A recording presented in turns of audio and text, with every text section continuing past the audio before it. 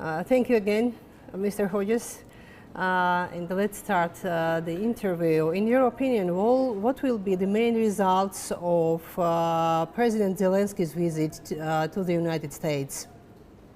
The first and most important result is that President Zelensky's visit cemented a personal relationship between him and President Biden, but also between Ukraine and the U.S. Congress. You saw how warmly he was received, and so this really, I think, made it personal that Ukraine, the Black Sea, is not some place that's a long ways off. It became personal, so that gives me great confidence that American support will continue for as long as necessary. Secondly, this had to be the worst day for the Kremlin, to see the president of Ukraine welcomed at the White House, welcomed at the Congress, received so warmly after all the months and months of Kremlin propaganda about, so disrespectful of Ukraine, calling Zelensky a Nazi. I mean, these ridiculous claims by the Kremlin. So this had to be a nightmare for the Kremlin.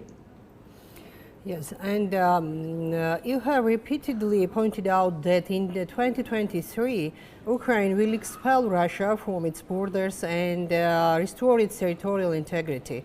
What is your prediction based on? So I do believe that Ukraine will liberate Crimea by the end of August, by the end of the summer. And I base this on a couple of things. First of all, just looking at the quality of Russian soldiers and Russian performance has been so poor for months, and I don't see how they can repair all the problems they have anytime soon. Of course they will mobilize, of course they will get thousands more soldiers, but they will be untrained, poorly equipped, poorly led. And I think that the fighting capabilities of Russia overall are not going to be good enough to change the outcome. The fact that they are launching missiles at civilian targets and the power grid exposes that they have no other options, that all they can do is hopefully drag this out long so that the West loses the will to continue support. That's not going to work. The second reason, more specifically, is when you look at the map, there are only two roads into Crimea. One is over the famous Kerch Bridge, which has already been severely damaged, and I'm sure will be damaged again. The other is the so-called land bridge that goes from Rostov through Mariupol, Melitopol, and into Crimea. That's already under attack. The Ukrainians have already hit targets inside Melitopol.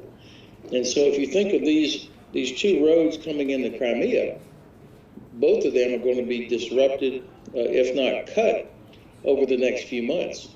And that means to me that Crimea begins to look like a trap for the Russians, and they will have to leave it by next summer.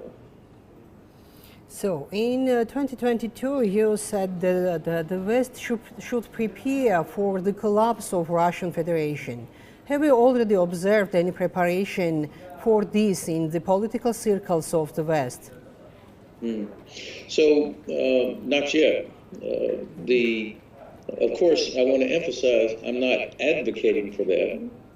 And there will always be a Russian state, of course. But the Russian Federation is an artificial creation.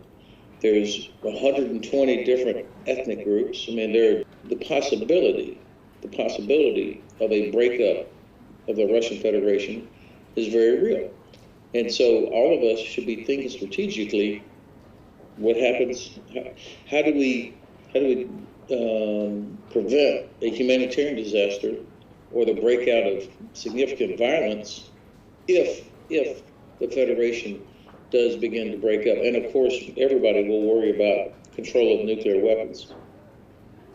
So what will 2023 be like for Georgia, in your opinion? And what role might Georgia play, or should it play, in the new U.S. Black Sea security strategy? So what happens to Georgia is really up to the people of Georgia. Georgia can control its destiny. I think the fact that the United States is finally going to have a formal strategy for the Black Sea region is good news for Georgia as well as the rest of the region. The fact that Russia is doing so poorly in this war with Ukraine and is eventually going to lose should give Georgia the confidence to go its own way, to not feel so under pressure from the Kremlin. But these are choices that Georgia has to make.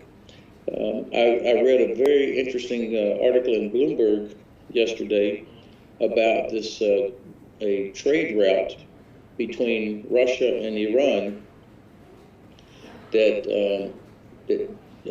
uses the Caspian Sea as a critical part of this route. And of course, the route is intended to help Russia and Iran move things back and forth, and also to open up trade into the Indian Ocean without, to get around the sanctions, okay? So obviously it connects it uses the Volga-Don Canal that connects the Don River to the Volga River, down into the Caspian, and then Iran is building a lot of transportation infrastructure, trains and ports to open up this trade route. Russia and Iran will not always be enemies with us. There will be a day when we can resume some sort of trade, and so Georgia is either going to be bypassed.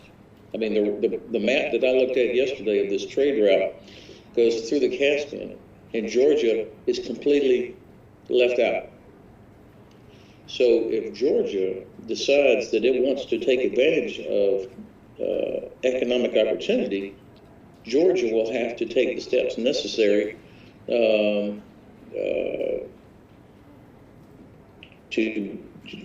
talking about the port of Anaklia, or expand the transportation network inside Georgia so that that becomes a portal from Europe to Eurasia to connect into this transportation network. Right now, it doesn't really exist.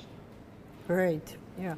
And broadly speaking, what will 2020 bring to the South Caucasus region if we take into account that its role in Europe's energy security is becoming more important? I think it has a very important role to play. First, as I mentioned, economically, as the east-west portal between Europe and Eurasia, I mean, this is only going to grow if Georgia is prepared. Telecommunications and energy transit as well.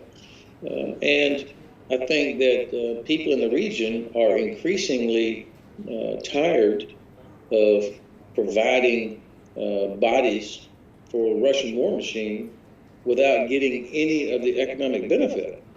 And so I would imagine people must be thinking, after centuries of being under Moscow's control or influence, is your life really any better while the rest of the world continues to progress? And I think people have to decide the direction that they want. You know, of course, the West, the United States, is not perfect. Nobody claims it. But I think most people, especially young people, would prefer a system where their talent can be used, where they have the best chance to grow and improve their own life. I think that's the potential for the Caucasus region, especially.